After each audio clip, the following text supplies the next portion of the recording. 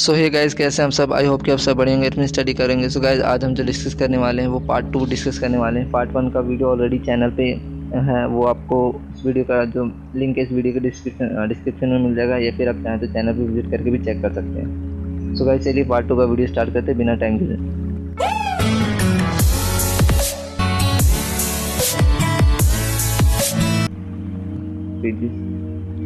आज हम स्टार्ट करने वाले हैं पेज नंबर 191 से। तो आप बुक अगर आपके पास है तो ओपन कर लीजिए, और अगर बुक नहीं है तो आप बस कॉन्सेंट्रेट करके सुन लीजिए। आज हम स्टार्ट करने वाले भूकंप क्या होता है। भूकंप से हम स्टार्ट करने वाले गाइस, सबसे पहले एक बार मैं बता दूं भूकंप होता है क्या। तो जैसे कि आप मानते हैं कि एक टाइप का जो अर्थ के अंदर जो वाइब्रेशन क्रिएट होता है उसको हम भूकंप कहते हैं। और वो क्यों क्रिएट होता है, जैसे हमारे अर्थ के नीचे बहुत सारी प्लेट्स हैं जिसको हम कहते हैं टेक्टोनिक प्लेट। ये जब मूव करती है, शफल करती है, हिलती है, तो उसके कारण क्या होता है, भूकंप आता है। और इसी को हम क्या कहते हैं, अर्थक्वेक कहते हैं, भूकंप। तो चलिए स्टार्ट करते हैं।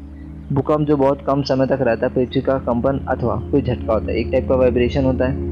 यह पृथ्वी की भूप्रकृति के भीतर गहराई से गड़बड़ के कारण उत्पन्न होता है। गड़बड़ यानी वही जो शेकिंग वो प्लेट होता है, प्लेट शेक करता है, उसी के कारण आता है। भूकंप हर समय सब जगह आते रहते हैं। प्राय इसको नोटिस नहीं किया जाता। विशाल भूकंप बहुत कम आते हैं। ये भवनों, पुलों, बांधों अथवा लोगों को असीम क्षति पहुंचाती है। जब भूकंप आते तो क्या करते हैं, डैमेज करते हैं। घर हो गया, ब्रिजेस हो गया, पुल हो गया, इन सबको डैमेज करते हैं। इनसे जीवन तथा संपत्ति की विशाल हानि होती है, और जो जैसे लाइफ भी और जो आपकी प्रॉपर्टी उसमें भी डैमेज होती है भूकंप के कारण। भूकंप के बाद कई बार बाढ़, भूस्खलन, सुनामी भी आ सकते हैं। 26 दिसंबर 2004 का हिंद महासागर में एक विशाल सुनामी आया था। भूकंप के चारों ओर की तटवर्ती क्षेत्रों से अपार हानि हुई थी। यानी कई बार क्या होता है, भूकंप से बहुत ज़्यादा हानि भी होती है। अब बात करते हैं भूकंप का कारण क्या, भूकंप आती क्या है। तो देखिए, प्राचीन काल में लोग भूकंप आने का सही कारण नहीं जानते थे। अतः उनको धारणा ये थी, मनगढ़ंत कहानी थी, जैसे बूढ़ी दादी सुनाया करती थी अक्सर कि संसार में अन्य भागों पर। तो गाइस, आपने देखा होगा पहले के टाइम पे बहुत सारी ऐसी इमेजिनरी मैथोलॉजिकल स्टोरी चलती थी, जैसे कि ये था स्टोरी एक कि शिव जी की तीसरी आँख खुलती है तो उसमें भूकंप आता है। तो बहुत सारी ऐसी स्टोरी चला करती थी, बट रियलिटी कुछ अलग थी। रियलिटी में पता था, मतलब अब पता है कि जो पृथ्वी के अंदर जो टेक्टोनिक प्लेट्स होती हैं उनके मूवमेंट के कारण आती है। तो बहुत सारी कहानियाँ थी जो कि उनकी दादी या फिर कुछ पुराने लोग चलाया करते थे, प्रचलित होती। लेकिन अब हम यह जानते हैं कि पृथ्वी के भीतर सबसे ऊपरी सतह गहराई की गड़बड़ के कारण भूकंप आते हैं। पृथ्वी की इस परत को भूप्रकृति कहते हैं। देखिएगा जी, अगर पृथ्वी है ना, तो जो पृथ्वी का सेंटर पार्ट है उसको मांत्रिक क्रोड कहते हैं। फिर क्रोड होता है, प्रचार होता है, भूप्रकृति। जैसे आपने पढ़ा होगा ना, क्रस्ट, मेंटल, कोर। और कोर भी क्या होता है, दो टाइप का, इनर कोर, आउटर कोर। वही चीज़ हिंदी में लिखा हुआ है। पृथ्वी का यह परत एक खंड में नहीं होता, यह टुकड़ों में विभाजित होता है। प्रत्येक टुकड़े की प्लेट्स होती है। ये प्लेट निरंतर गति रहती है। ये प्लेट वही है टेक्टोनिक प्लेट से जो मूव करती रहती है। जब एक दूसरे से रगड़ खाती है तो टक्कर के कारण क्या होता है, भूकंप आता है।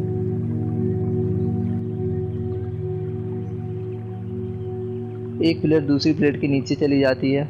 देखिए, जैसे कि यहाँ पे देखिए, ये जब ये दो टाइप की प्लेट और ये जब एक दूसरे से क्या करे, स्ट्राइक करे, टकरा रही है, तो क्या होता है, भूकंप आता है। कई बार एक दूसरे को नीचे भी चली जाती है, इसके कारण भी आता है भूकंप। तो इसके कारण भूप्रकृति में विशेष टाइप का एक विक्षोभ उत्पन्न होता है। यह विक्षोभ पृथ्वी की सतह पर भूकंप के रूप में दिखाई देता है। यद्यपि हम भूकंप आने के कारण निश्चित रूप से जानते, तथापि आप यह संभव नहीं, तभी आप बता नहीं सकते। जैसे हमें पता कि भूकंप क्यों आता है, लेकिन हम इसको ये नहीं बता सकते कि कब आता है। ठीक है, हमें ये नहीं पता चल पाता कि समय क्या होगा और स्थान क्या होगा, और इसकी भविष्यवाणी करना बहुत ज़्यादा मुश्किल है। मुश्किल क्या मतलब, पॉसिबल ही नहीं कि भूकंप हम कर पाए, इसकी पहले सूचना दे पाए, पॉसिबल ही नहीं है। पृथ्वी पर भूस्खलन, ज्वालामुखी के फटने अथवा किसी उल्कापिंड पृथ्वी के टकराने अथवा किसी भूमिगत नाभ के विस्फोट के कारण भी कई बार क्या होता है, भूकंप आ सकते हैं।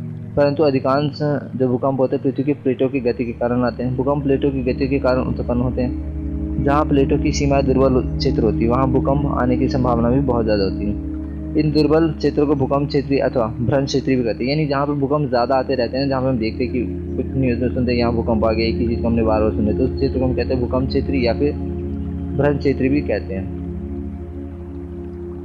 भारत के अति भूकंप अधिकांश क्षेत्र जो अगर इंडिया की बात करें कहाँ पे ज़्यादा जाता है, कश्मीर हो गया, केंद्रीय हिमालय हो गया, उत्तर पूर्व हो गया, कच्छ का हो गया, राजस्थान हो गया, शीतगंगा हो गया, दक्षिण, ये सब ऐसे एरिया जो बहुत ज़्यादा यहाँ पे भूकंप आते रहते हैं। दक्षिण भारत के कुछ भाग भी खतरे में आ जाते हैं, और इनको हम इसीलिए क्या कहते हैं, रिंग ऑफ फायर कहते हैं। रिंग ऑफ फायर का मतलब एक ये वो जो है ना, जहाँ पे भूकंप ज़्यादातर आते रहते हैं।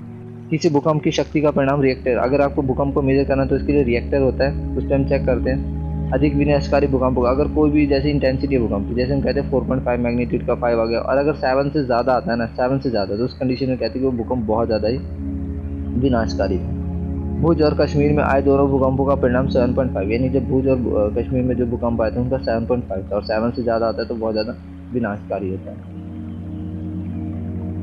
गाइस ये ना आप, चलिए हम इसको भी रीड कर लेते हैं। भूकंप पृथ्वी की सतह पर उत्पन्न तरंगें होती है, इन तरंगों को भूकंपी तरंग, यानी जब भूकंप निकलता है तो बहुत सारी वेव्स निकलती है, उन वेव्स को हम क्या कहते हैं, भूकंप तरंग कहते हैं। इन तरंगों को भूकंप लेखी नामक उपकरण द्वारा रिकॉर्ड किया जाता है, एक डिवाइस उससे रिकॉर्ड किया जाता है।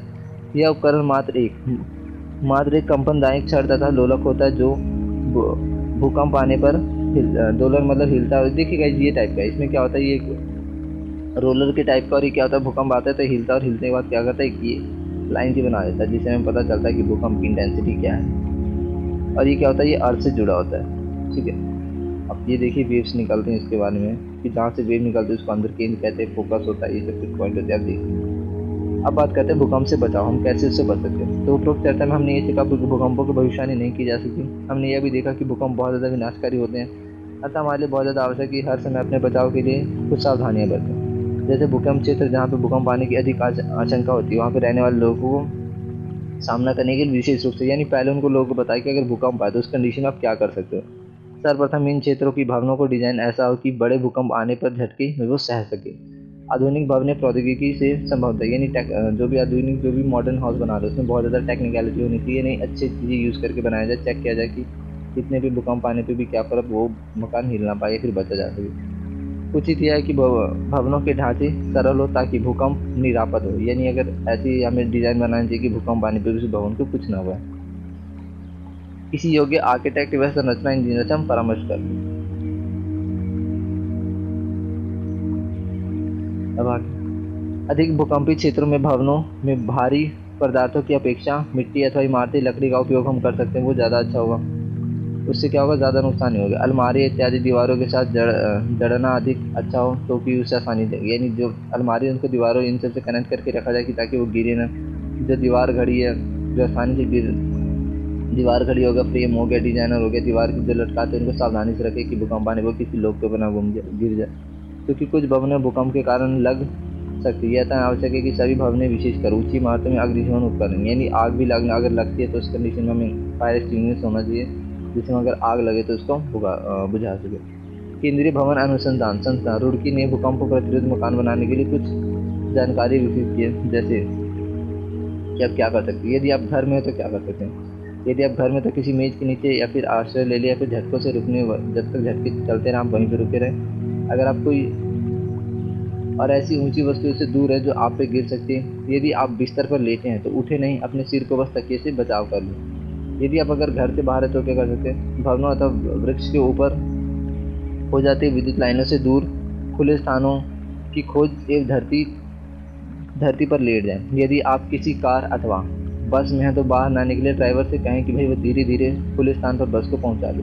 और ऐसे कर करके आप क्या कर सकते हैं, अगर घर के बाहर है तो सेफ्टी अपना सकते हैं।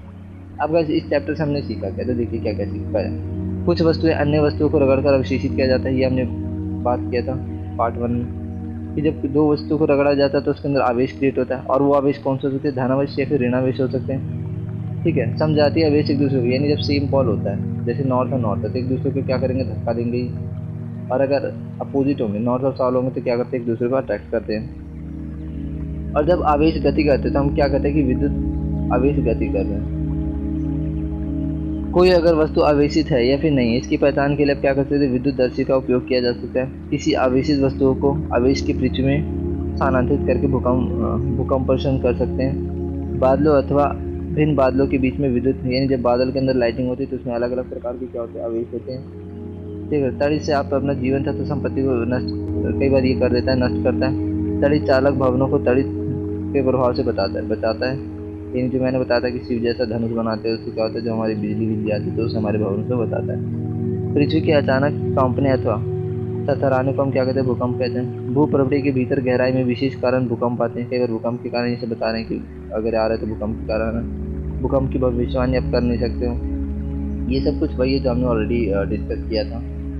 सो गाइस कैसा लगा वीडियो? अगर आपको वीडियो अच्छा लगा हो तो वीडियो को लाइक कीजिएगा और चैनल को सब्सक्राइब कीजिएगा। और गाइस इस पर अभी और भी क्लास 8 की और सारी वीडियोस आने वाली हैं, तो चैनल को सब्सक्राइब कर दीजिएगा, बेल नोटिफिकेशन को ऑन कर लीजिएगा। और गाइस एक चीज़ और बताना चाहता हूँ कि अगर आप जैसे मेरी वीडियो के जो थंबनेल, अगर आप वो थंबनेल ऐसे डिज़ाइन करना चाहते, बनाना सीखना चाहते, तो एक यूट्यूबर चैनल है टाइम क्रिएटर, आप उसको फॉलो कर सकते हैं, सब्सक्राइब कर सकते हैं। और जो भी अगर आपको वीडियो अच्छे से लगे लाइक कर सकते हैं। अगर कुछ और आप नए चीज़ जानना चाहते हैं तो आप कमेंट करके पूछ भी सकते हैं।